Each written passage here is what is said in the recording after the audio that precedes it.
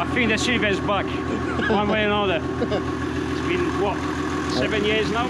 Thomas is very nearly finished is OM606 Nissan Silvia. Like, I mean, I know we've been saying nearly finished for the last however many years, but I mean genuinely nearly finished as in maybe even driving later. So just doing the finishing touches. Yeah, as you can see, it's not messing about.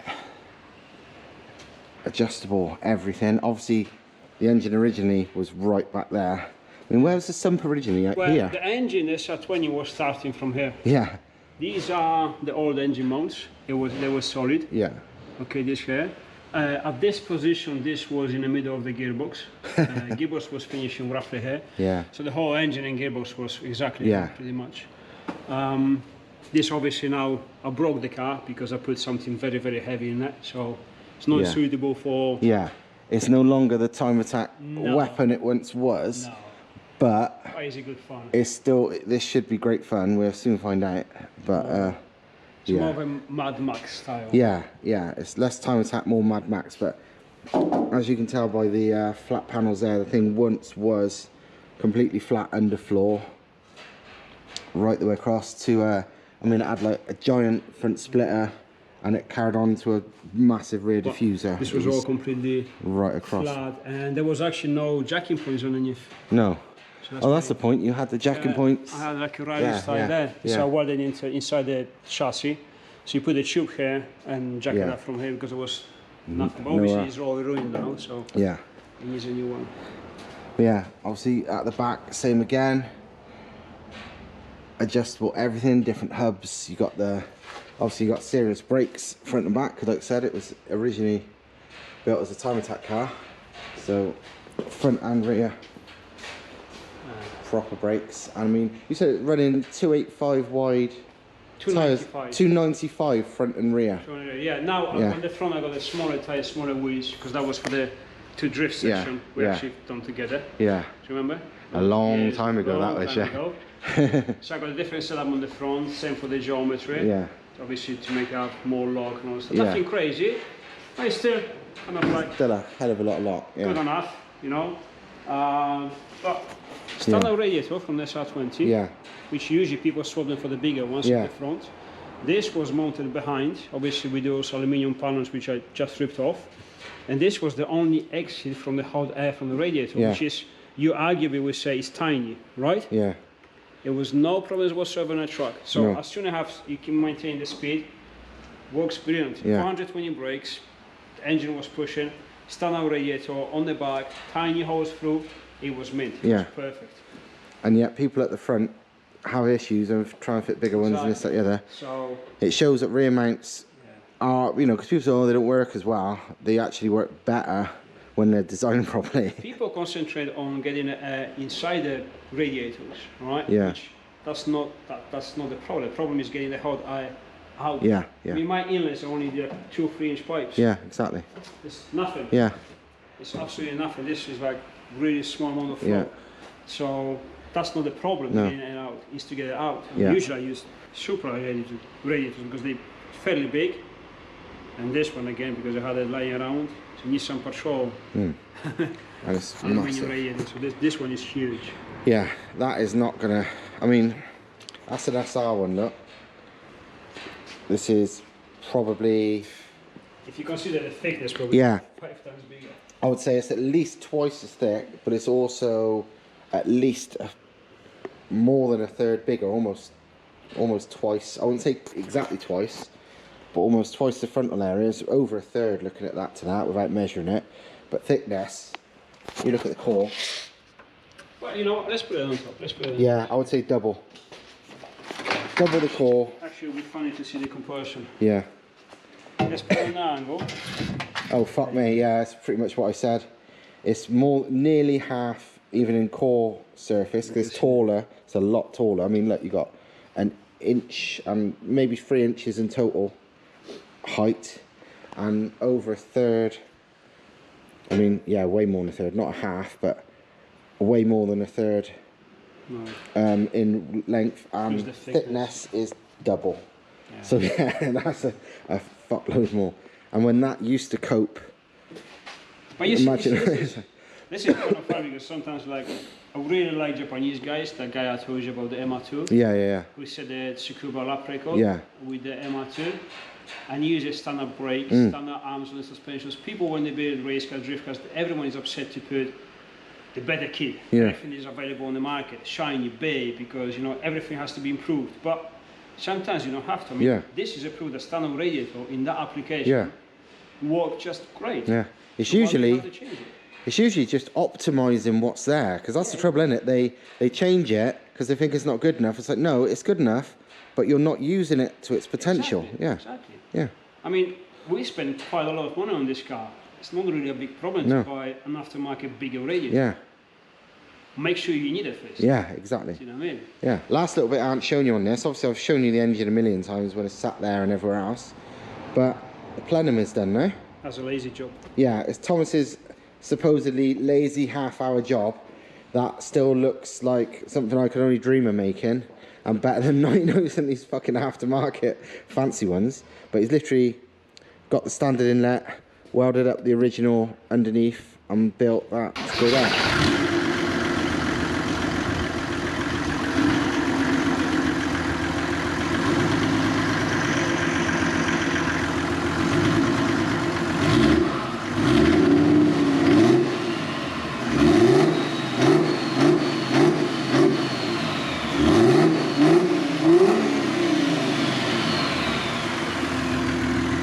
Not many diesels rev like these fuckers do.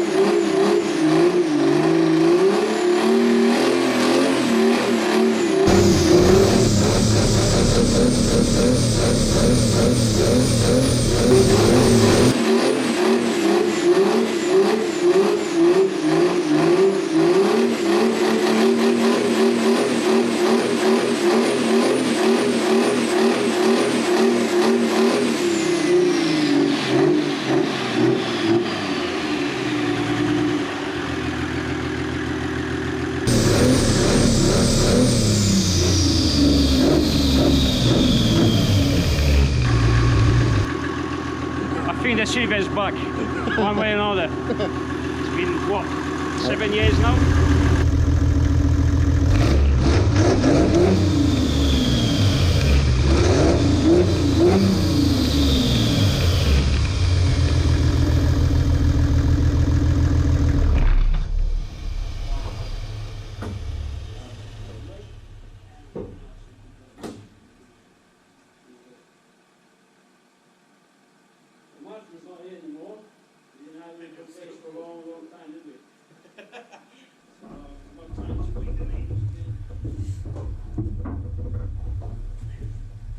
It's been 3 or 4 days since the last video about these engines, but I put up the first video you probably would have, hopefully, would have already seen, and now I'm filming this because I've already had a lot of questions asking about these engines. So while I'm going to strip them down, because I need to see the condition of them as well, which I'm also going to do in this video, better answer a bit about what they are. I kind of said most of this in the first videos, but I don't know, people don't like listening. So basically, these are both 2.5 litre Volvo red block engines. You didn't get 2.5s in road cars, they're only in the later boat engines. So they are the normal Volvo red block BT30 blocks with a forged steel crank made by Bofors, which is the Swedish company that normally makes like armaments. They make like guns and stuff. You know, you'll hear Bofors cannon and stuff if you look at like specs of, you know, aeroplanes and stuff like that. So yeah, Bofors make the crank for this, 2.5 litre. It's still actually bigger bore than stroke. It's not like a long stroke engine. This is a 2 litre, if you probably know.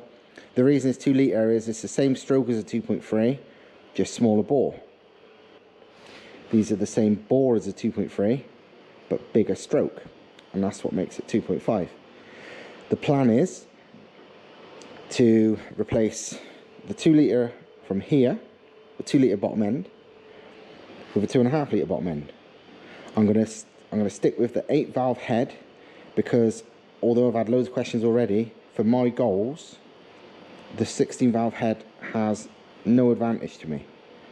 The simplicity, you know, the cool factor, the wow factor, the fucking internet points, yeah, that's gonna be more of a 16 valve, because it's badass. But for what I want to do, I don't give a fuck. I want it. I want to drive it. For my goals, 8 valve is bang on. You know, so yeah, stay in 8 valve, but it's going to be 2.5 litre. The plan will be better rods, which I've already got. The plan will probably be, because of my goals won't need a huge amount of boost with 2.5 litre, and I'm going to port the hell out of the head, and I'm going to fit a Larry cam. So it's going to have a lot of head flow. That combined with 2.5 litres, and that means it's not going to be mega boost. And because of the way I modify the combustion chambers on the head, it's going to drop the compression quite a lot, even using stock pistons. I'm not 100% what the stock pistons are like on these 2.5s, apart from I know they're quite high compression.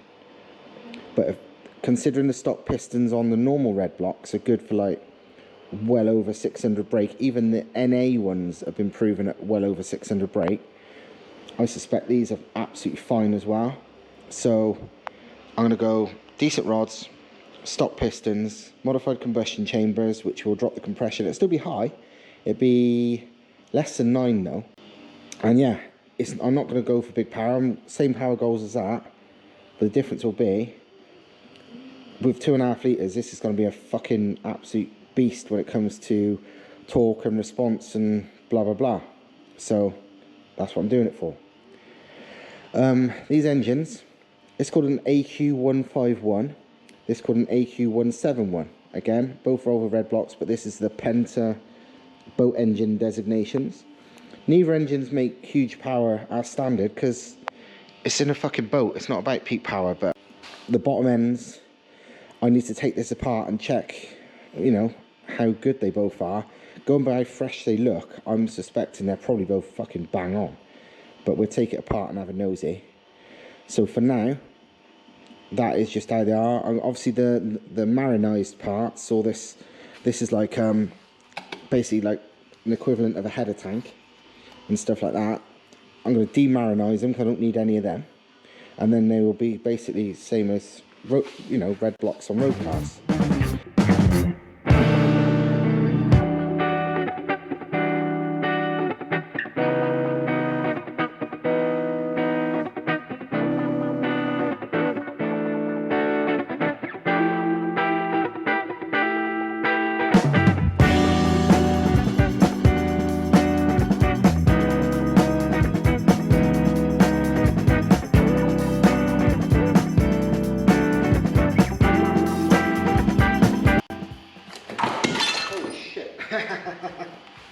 Yep, that'll come off.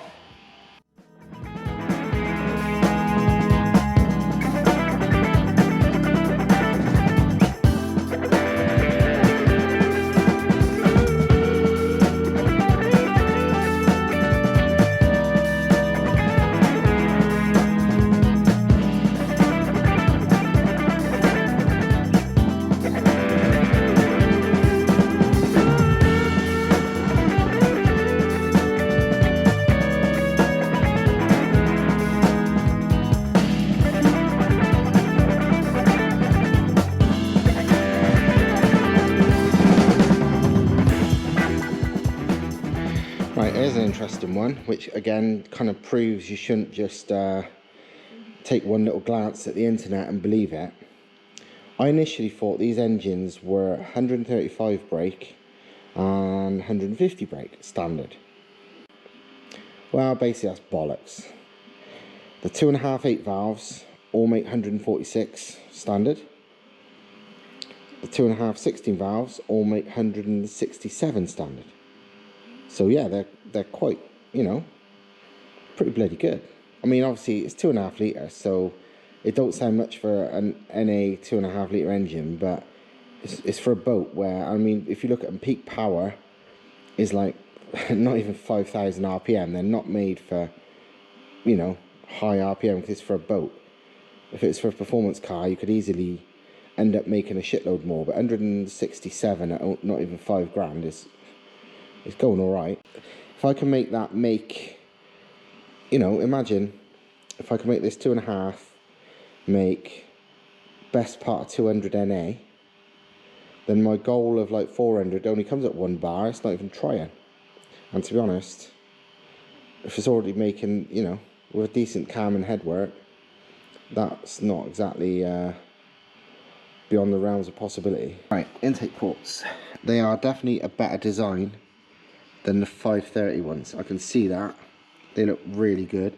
Like, to the extent that they're much better than I thought they were. Like, they look better than mine did after porting. Actually, I'm quite amazed at how much better they look. But they don't look damaged at all. They haven't been repaired. They look absolutely fine. Really good, in fact. So that's good. So I need to really take the head off this next.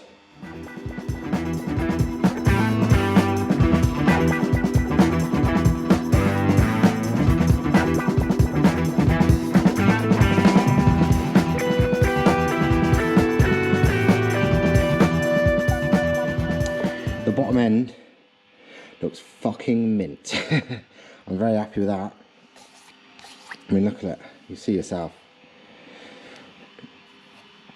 It's not done much in the way of miles because there's no lip on the lip here at all. And I know from my road engines, like the one in my Volvo currently, for example, engine runs mint, got great compression, but shit the bed. The lump here where the rings have worn away the bore, and the only bit left is here where the rings don't touch. That's original. The lip is incredible. But this has no lip at all. So, yeah, very happy with that. I wonder if this one's going to be the same. But again, this is another reason I fucking love the 8 valves. I had that head off in a couple of minutes.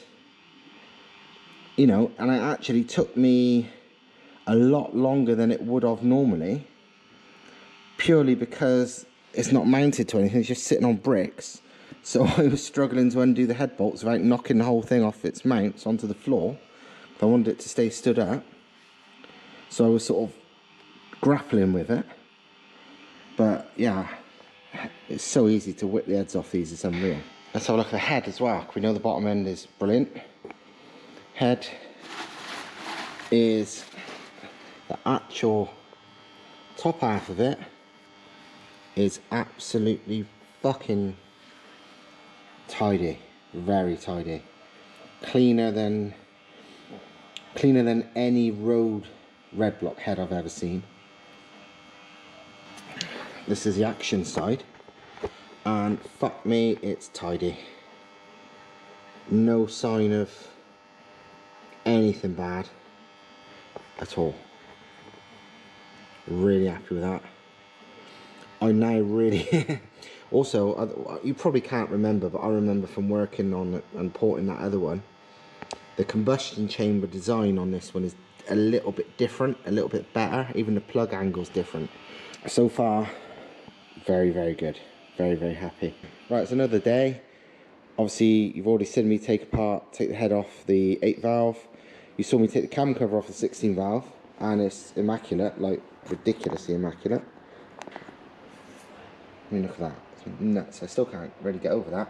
That's the cam cover, by the way, and that's just as like brand new.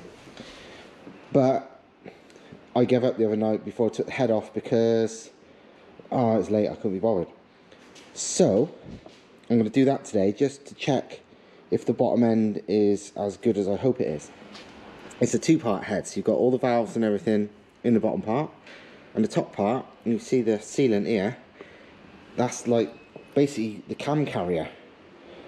So you can technically take the cams out, well, the cam section off without removing the cams.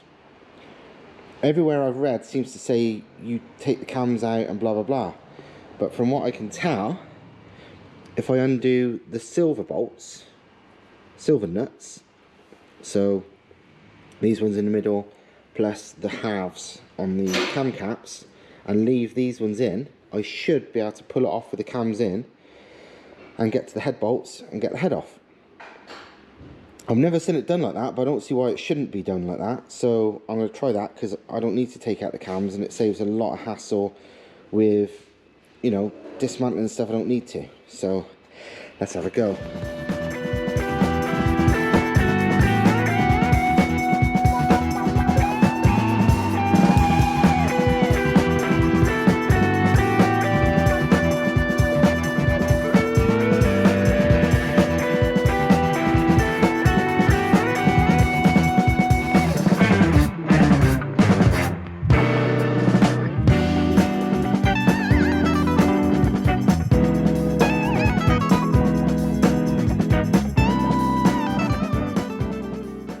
Right, and head is off. Pretty simple. Good and kind of bad news. Good news is the head, wow, the block is immaculate, as was the 8 valve. But I kind of was hoping the pistons would be identical, because there's no valve cutouts or anything in the 8 valve. So I thought maybe the 16 valve would be like it, just so I've got an exact same spare bottom end.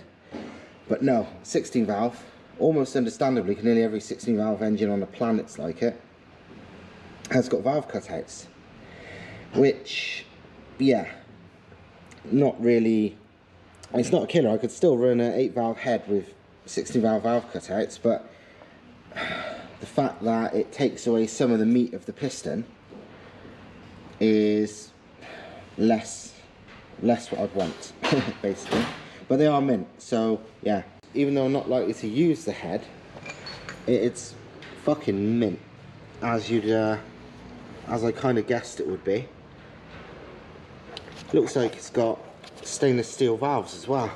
Right, I don't know if I've mentioned this earlier in the video. I'm pretty sure I didn't, because I'm still learning as I go along. Well, actually, first thing I'll update you on is, obviously, when I took the head off, this has got valve reliefs, and I thought, oh, you know, that hasn't. I thought, I don't really want to run a 2 valve with valve reliefs if I don't have to. But I looked into it, and loads of these Volvo people, when they use the penta bottom ends, anyone with a 8 valve, they just run the valve relief pistons. They're identical, bar the valve reliefs. I'd rather run without, so I'm going to initially run with that bottom end. But this is a spare, it's fine. And even more to that is, what's the company? Yoshi Fab, American place that does turbo Volvo stuff. Their aftermarket pistons for these blocks, every one of them, whether they're intended for 8 valve, 16 valve, they've all got valve reliefs. The engine designations. This is a AQ171C, according to that. This is a 250A. Basically, early ones of them were AQ151A. I think it went A, B, C, maybe D, and then 250A. And then 250B. They all make the same power, they're all the same basic spec, apart from early ones had thinner rods and, more importantly, a centre thrust bearing, which isn't as good as a rear thrust bearing. The skinny rods don't matter because I'm changing them anyway, but being a centre thrust bearing version would be shit, because that means that's a whole different block, it's not interchangeable. But luckily, this and that's a really late last of the line, being called a 250 rather than a 151, and this being a 171C means they're both rear thrust, they're both the thicker rods, so basically they're the better ones. So great news all around there. Considering I didn't even check that when I bought it, I didn't even think about it. I didn't even know about it, to be fair, until I brought them back and had a look. So overall, couldn't be better news. Right then, so that's me done for this video. I am absolutely knackered, so I'm not carrying on. And as you'll see in a different video, I've had more of a nightmare with the Volvo today, which has made me more knackered than I should have been. But yeah, whatever. While that Volvo's been a curse, these engines and this MX5 Volvo has been brilliant. So, you know, can't complain too much. So yeah, hope you enjoyed this one, and make sure you subscribe and all the usual stuff, because subscribers is the most important thing for us, really. And I'll see you next time. Ta-ra.